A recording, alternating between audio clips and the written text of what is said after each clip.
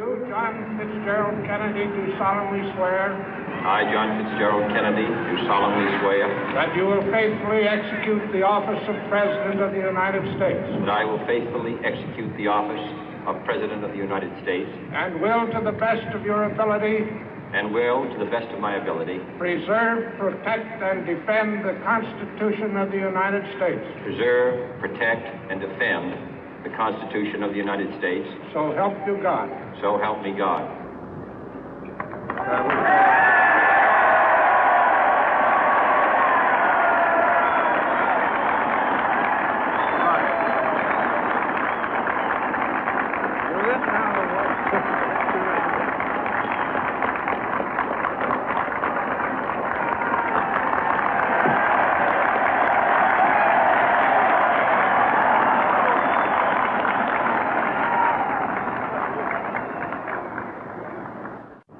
Vice President Johnson, Mr. Speaker, Mr. Chief Justice, President Eisenhower, Vice President Nixon, President Truman, Reverend clergy, fellow citizens.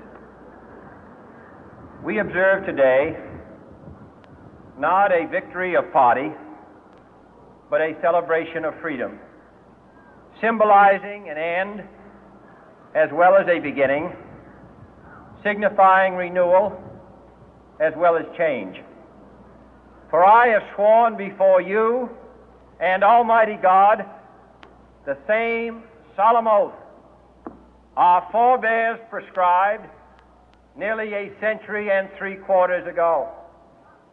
The world is very different now, for man holds in his mortal hands the power to abolish all forms of human poverty and all forms of human life. And yet the same revolutionary beliefs for which our forebears fought are still at issue around the globe. The belief that the rights of man come not from the generosity of the state, but from the hand of God. We dare not forget today that we are the heirs of that first revolution. Let the word go forth from this time and place to friend and foe alike that the torch has been passed to a new generation of Americans born in this century, tempered by war, disciplined by a hard and bitter peace, proud of our ancient heritage, and unwilling to witness or permit the slow undoing of those human rights to which this nation has always been committed and to which we are committed today at home and around the world.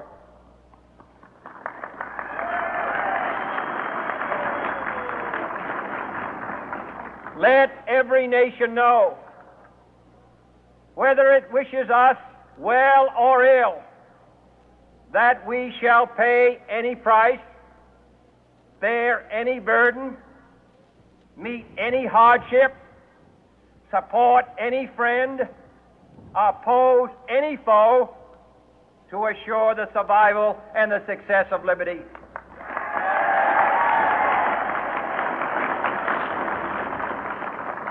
This much we pledge and more. To those old allies whose cultural and spiritual origins we share, we pledge the loyalty of faithful friends. United, there is little we cannot do in a host of cooperative ventures. Divided, there is little we can do, for we dare not meet a powerful challenge at odds and split asunder. To those new states whom we welcome to the ranks of the free, we pledge our word that one form of colonial control shall not have passed away merely to be replaced by a far more iron tyranny. We shall not always expect to find them supporting our view, but we shall always hope to find them strongly supporting their own freedom, and to remember that in the past, those who foolishly sought power by riding the back of the tiger ended up inside.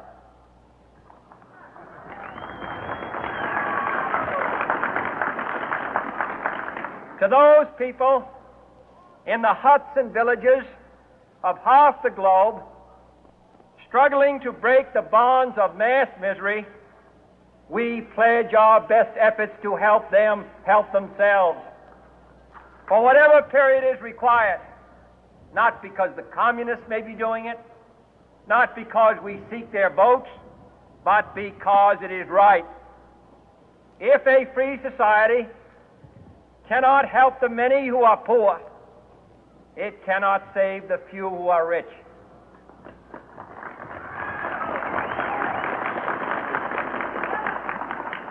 To our sister republics south of our border, we offer a special pledge to convert our good words into good deeds, in a new alliance for progress, to assist free men and free governments in casting off the chains of poverty. But this peaceful revolution of hope cannot become the prey of hostile powers. Let all our neighbors know that we shall join with them to oppose aggression or subversion anywhere in the Americas. And let every other power know that this hemisphere intends to remain the master of its own house.